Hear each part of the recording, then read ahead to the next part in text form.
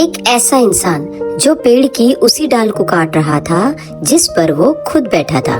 लोग उसे दुनिया का सबसे बड़ा मूर्ख कहते थे, लेकिन वही इंसान आगे चलकर बना संस्कृत का सबसे महान कवि, महाकवि कालिदास।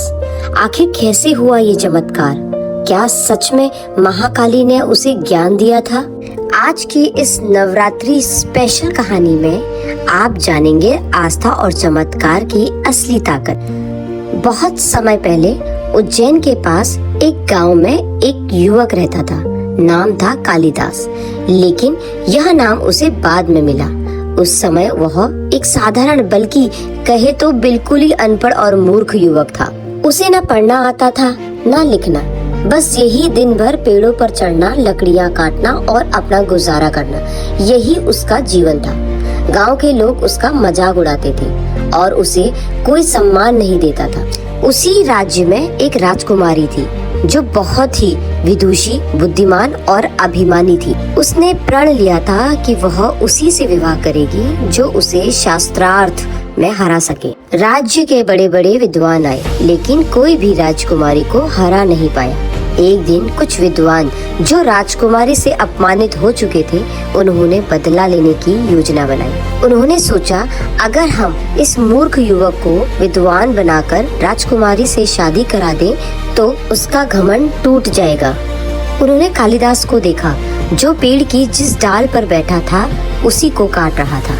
उन्होंने समझ लिया यही सही व्यक्ति है। उसे धोखे से राजमहल ले जाया गया और उसे चुप रहने की सलाह दी गई। जब राजकुमारी ने सवाल पूछे तो विद्वानों ने उसके इशारों को बड़े ज्ञान की तरह समझाकर पेश किया।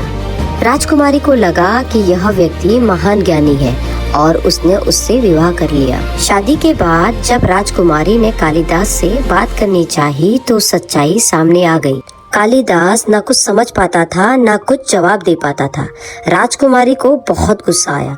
उसने खुद को ठगा हुआ महसूस किया और उसने कालिदास का अपमान करते हुए कहा, तुम जैसे मूर्ख के साथ मैं नहीं रह सकती।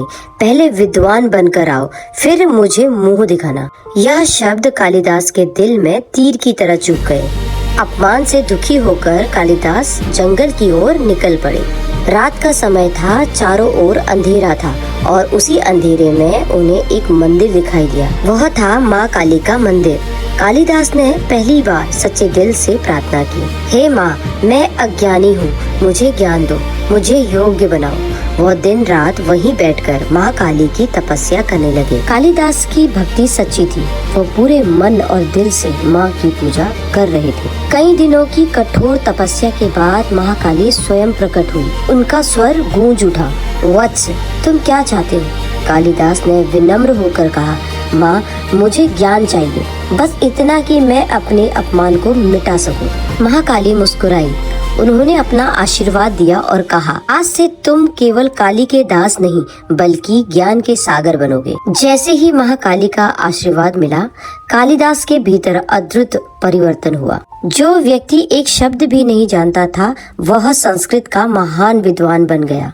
उसकी वाणी में ज्ञान बहने लगा, उसकी बुद्धि तेज हो गई और फिर उसने रचना की अभिज्ञान, शाकुंतलम, मेघदूत, रघुवंश, ऐसे ग्रंथ जो आज भी विश्व भर में पढ़े जाते हैं। जब कालिदास वापस राजमहल पहुँचे तो राजकुमारी उन्हें पहचान नहीं पाई। उन्होंने ज्ञान की बातें करते हुए बहस की और इस बार कालिदास ने अपने जवाबों से सबको हैरान कर दिया। राजकुमारी को अपनी गलती का एहसास हुआ। उसने कालिदास से क्षमा मांगी और दोनों का जीवन सुखमय हो गया। तो दोस्तों, इस कहानी से हमें यह सीख मिलती है कि अज्ञान कोई दोष नहीं, लेकिन ज्ञान की इच्छा होना जरूरी है। नवरात्रि के इस पावन अवसर पर अगर आप भी सच्चे मन से माँ को याद करेंगे तो वह आपकी हर बाधा दूर करेगी और आपके जीवन में प्रकाश भर देगी।